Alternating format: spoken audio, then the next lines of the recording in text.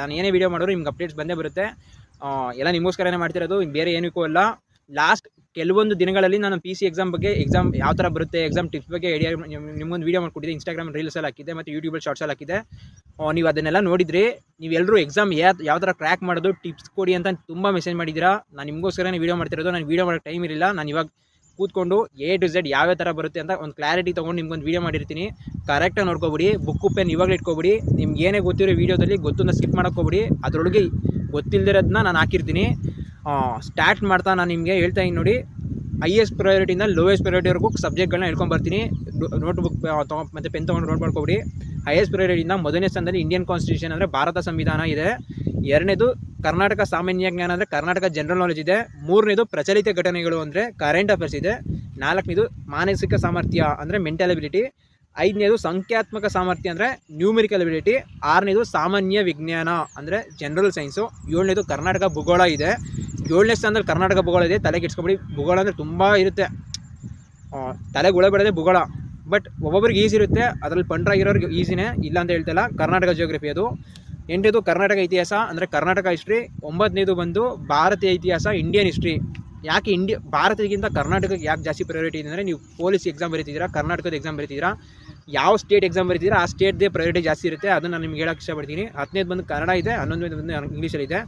ಇವಾಗ ಸ್ಟಾರ್ಟ್ ಮಾಡ್ತಾ ಭಾರತದ ಸಂವಿಧಾನದಲ್ಲಿ ಯಾವ್ಯಾವ ಇಂಪಾರ್ಟೆಂಟ್ ಟಾಪಿಕ್ಸ್ ಕೊಡ್ತಾನೆ ಅಂತ ನಾನು ಡೈರೆಕ್ಟಾಗಿ ಹೇಳ್ಕೊಬಿಡ್ತೀನಿ. ಬಿಡಿ, ಇವಾಗಲೇ ನೋಟ್ ಮಾಡ್ಕೊಳ್ಳಿ. ಪ್ರಿಯಂಬಲ್ ಇದೆ, ಪ್ರಸ್ತಾವನೆ. ಪ್ರಿಯಂಬಲು ರಾಜ್ಯಪಾಲ. ಅದ್ರ ಬಗ್ಗೆ ರಿಸರ್ಚ್ ಮಾಡಿ, ಗೂಗಲಲ್ಲಿ ಟೈಪ್ ಮಾಡಿ. ನಿಮ್ಗೆ ಏನಾದ್ರು ನೋಟ್ ಮಾಡ್ಕೊಂಡ್ರೆ A to Z ರಾಜ್ಯಪಾಲ ಅಂದರೆ ಯಾವ ಥರ, ಹೆಂಗೆ, ಏನು ಕತೆ, ನಾನು ನಿಮ್ಗೆಲ್ರಿಗೂ ಐಡಿಯಾ ಇರುತ್ತೆ. ನೆಕ್ಸ್ಟು ಮೂಲಭೂತ ಹಕ್ಕುಗಳು ಅಂದರೆ ಫಂಡಮೆಂಟಲ್ ರೈಟ್ಸು. ಮೂಲಭೂತ ಕರ್ತವ್ಯಗಳು ಫಂಡಮೆಂಟಲ್ ಡ್ಯೂಟೀಸು. ರಾಜ್ಯ ನಿರ್ದೇಶಕ ತತ್ವಗಳು DPSP, ರಾಷ್ಟ್ರಪತಿ ಪ್ರೆಸಿಡೆಂಟು, ಪ್ರಧಾನಮಂತ್ರಿ ಪ್ರೈಮ್ ಮಿನಿಸ್ಟರು, ಲೋಕಸಭೆ ಮತ್ತು ರಾಜ್ಯಸಭೆ. ಇದ್ರ ಬಗ್ಗೆ ನಿಮ್ಗೆ ಏನಾರು ನಾಲೆಜ್ ಇದ್ದರೆ ಇಂಡಿಯನ್ ಕಾನ್ಸ್ಟಿಟ್ಯೂಷನ್ ನೀವು ಆಲ್ಮೋಸ್ಟ್ ಎಲ್ಲ ಕವರ್ ಮಾಡ್ದಂಗೆ, ಅದ್ರ ಬಗ್ಗೆ ಡೌಟೇ ಬೇಕಾಗಿಲ್ಲ.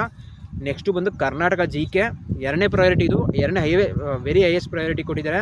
ಕರ್ನಾಟಕ ರಾಜ್ಯೋತ್ಸವ, ಕರ್ನಾಟಕ ಜಿಲ್ಲೆಗಳು, ಡಿಸ್ಟಿಕ್ಗಳು, ಮೇಜರ್ ರಿವರ್ಸು, ಡ್ಯಾಮ್ಸು, ನದಿಗಳು ಮತ್ತು ನ್ಯಾಷನಲ್ ಪಾರ್ಕ್ಗಳು, ಸ್ಟೇಟ್ ಸಿಂಬಲ್ಗಳು. ಇಲ್ಲಿ ಕರ್ನಾಟಕ ಡಿಸ್ಟಿಕಲ್ಲಿ ಯಾವ ಥರ ಕ್ವಶನ್ ಕೇಳ್ತಾನೆ ಅಂದ್ಬಿಟ್ಟು ನಾನು ನಿಮ್ಗೆ ಒಂದೇ ಒಂದು ಎಕ್ಸಾಂಪಲ್ ನಾನು ನಿಮ್ಗೆ ಕೊಡ್ತೀನಿ. ನೋಟ್ ಮಾಡ್ಕೊಬಿಡಿ. ಕೆಳಗಿನವುಗಳಲ್ಲಿ ಯಾವ ಜಿಲ್ಲೆಯು ಆಂಧ್ರ ಪ್ರದೇಶ ರಾಜ್ಯದೊಂದಿಗೆ ಗಡಿಯನ್ನು ಹಂಚಿಕೊಳ್ಳುವುದಿಲ್ಲ ಅಂತ ಕೇಳಿರ್ತಾನೆ. ಪುನಃ ಅದೇ ಕ್ವಶನ್ ಇನ್ನೊಂದ್ಸಲ ಏನು ಕೇಳ್ತಾನೆ, ಯಾವ ಕರ್ನಾಟಕದ ಜಿಲ್ಲೆಯು ಮಹಾರಾಷ್ಟ್ರ ಮತ್ತು ತೆಲಂಗಾಣ ಎರಡೂ ರಾಜ್ಯಗಳೊಂದಿಗೆ ಗಡಿಯನ್ನು ಹಂಚಿಕೊಳ್ಳುತ್ತದೆ. ಕರ್ನಾಟಕ ಜಿಲ್ಲೆಗಳು ಏನಕ್ಕೆ ಇಂಪಾರ್ಟೆಂಟ್ ಅಂತ ಹೇಳಿದೆ ಅಂದರೆ ಇಲ್ಲೇ ಅರ್ಥ ಮಾಡ್ಕೊಳ್ಳಿ. ನೀವೆಲ್ಲ ಓದಿರ್ತೀರ, ಎಲ್ಲ ಪಂಟ್ರ ಆಗಿರ್ತೀರ, ಇಲ್ಲ ಅಂತ ಹೇಳ್ತಿಲ್ಲ. ನನಗೆ A to Z ಅಂತ ಗೊತ್ತಿರ್ತದೆ. ಕ್ವಶನ್ ಈ ಥರ ಕೇಳಿದಾಗ ಏನು ಬರೀತೀರಾ ನೀವು, ಯಾವ ಥರ ಯೋಚನೆ ಮಾಡ್ತೀರಾ? ನಿಮ್ಮ ತಲೆ ಉಳ ಬಿಡೋ ಕ್ವಶನ್ಗಳು ಈ ಥರ ಕೇಳ್ತಾನೆ. ಆ ಕಾರಣದಿಂದ ಇದು ವೆರಿ ಹೈಯೆಸ್ಟ್ ಪ್ರಯಾರಿಟಿಯಿಂದ ಕೊಟ್ಟಿದ್ದೀನಿ ನಾನು ನಿಮಗೆ. Next current affairs, awards, sports. ನೀವು ಒಂದು ವರ್ಷದಿಂದ ನೀವು ನೋಟ್ ಮಾಡ್ಕೊಂಡಿರ್ತೀರ, ಬುಕ್ಕು ಪೆನ್ ತೊಗೊಂಡು ನ್ಯೂಸ್ ಪೇಪರ್ ಓದ್ಬಿಟ್ಟು, ಜನರಲ್ ಅದೇನೋ ಮ್ಯಾಗ್ಝಿನ್ಸ್ ಎಲ್ಲ ಓದ್ಬಿಟ್ಟು ಮಾಡಿರ್ತೀರ.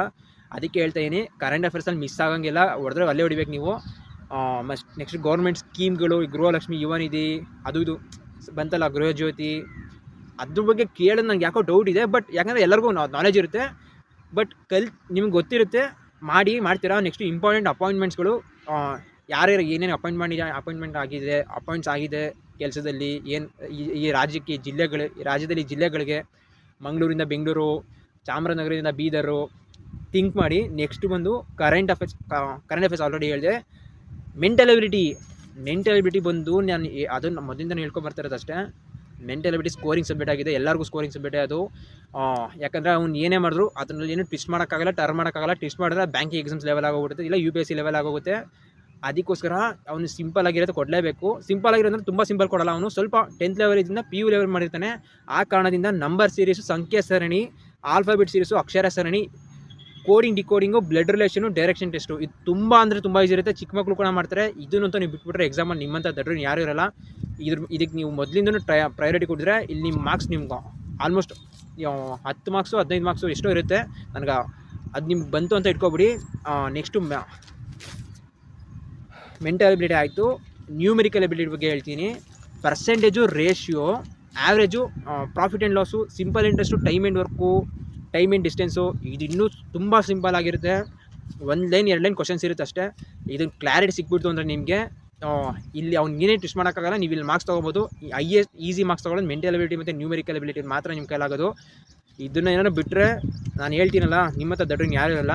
ನೆಕ್ಸ್ಟ್ ಬಂದು ಸೈನ್ಸಲ್ಲಿ ಆಲ್ಮೋಸ್ಟ್ ಟ್ವಿಸ್ಟ್ ಇರುತ್ತೆ. BSc ಮಾಡಿರೋರಿಗೆ, ಸೈನ್ಸ್ ಬ್ಯಾಕ್ಗ್ರೌಂಡ್ ಇರೋರಿಗೆ ತುಂಬ ಈಸಿ ಇರುತ್ತೆ. ಬಟ್ ಬೇರೆ BA BCom ಆಗಿರೋರಿಗೆ ಅವ್ರು ತುಂಬ ಐಡಿಯಾ ಇದ್ದರೆ ಓಕೆ. ಅದರಲ್ಲಿ ಯಾವ ಥರ ಕ್ವಶನ್ಸ್ ಬರುತ್ತೆ ಅಂದರೆ, ವಿಟಮಿನ್ಗಳ ಬಗ್ಗೆ, ರೋಗಗಳ ಬಗ್ಗೆ, ಮಾನವ ದೇಹ, ಹ್ಯೂಮನ್ ಬಾಡಿ, ಡಿಸೀಸಸ್ಸು, ರಕ್ತ ಗುಂಪುಗಳು, ನಿಮೀಕರಿಸಬಹುದಾದ ಶಕ್ತಿ ಅಂದರೆ ರಿನ್ಯೂವಬಲ್ ಎನರ್ಜಿ, DNA-ಗಳು, ಇಸ್ರೋ ಮಿಷನ್ಗಳು, ಪರಿಸರ ಮಾಲಿನ್ಯ, ಈ ಕ್ವಶನ್ಸ್ಗಳು ಸೈನ್ಸ್ನಿಂದ ಬರುತ್ತೆ. ಇದು ಹೈಯೆಸ್ಟ್ ಪ್ರಯಾರಿಟಿ ಆಗಿದೆ. ಸ್ವಲ್ಪ ಯೋಚನೆ ಮಾಡಿ, ಹಿಂಗೆಲ್ಲ ಕ್ರ್ಯಾಕ್ ಮಾಡ್ಬೋದು. ನಿಮ್ಗೊಂದು ಐಡಿಯಾ ಸಿಕ್ಕಿರುತ್ತೆ.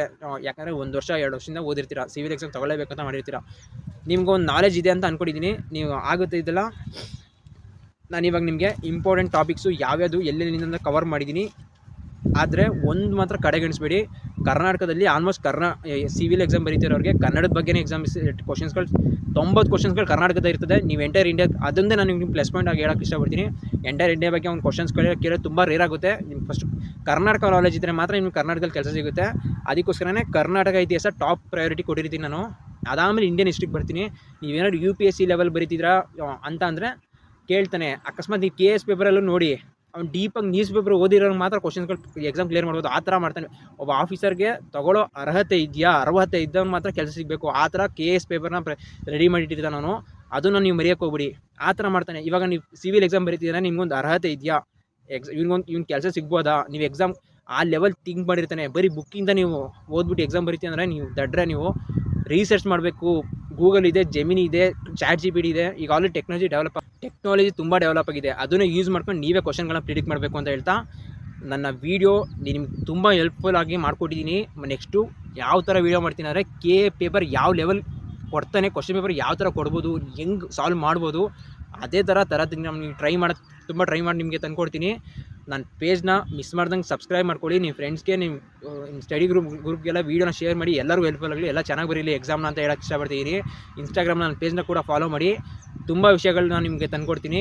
ನಿಮಗೆ ಏನೇ ಇದ್ದರೂ ಡೌಟ್ಸ್ ಇದ್ದರೂ ನಮ್ಮ ಕಮೆಂಟ್ ಬಾಕ್ಸಲ್ಲಿ ಕಮೆಂಟ್ ಹಾಕಿಲ್ಲ, ನಾನು ಡೈರೆಕ್ಟ್ ಮೆಸೇಜ್ ಮಾಡಿ. ನಿಮಗೆ ಅದ್ರ ಬಗ್ಗೆ ನಾನು ವೀಡಿಯೋ ಮಾಡ್ಕೊಡ್ತೀನಿ. ಮತ್ತು ಏನೇ ಡೌಟ್ಸ್ ಇದ್ದರೆ ಕ್ಲಾರಿಫೈ ಮಾಡ್ಕೊಳ್ಳಿ. ಎಲ್ಲರಿಗೂ ಧನ್ಯವಾದ ಅಂತ ಹೇಳ್ತಾ, ಎಲ್ಲರೂ ಆಲ್ ದ ಬೆಸ್ಟ್ ಅಂತ ಹೇಳ್ತಾ ಇದ್ದೀನಿ. ಎಕ್ಸಾಮ್ ಚೆನ್ನಾಗಿ ಬರೀರಿ. ಜೈ ಹಿಂದ್, ಜೈ ಕರ್ನಾಟಕ.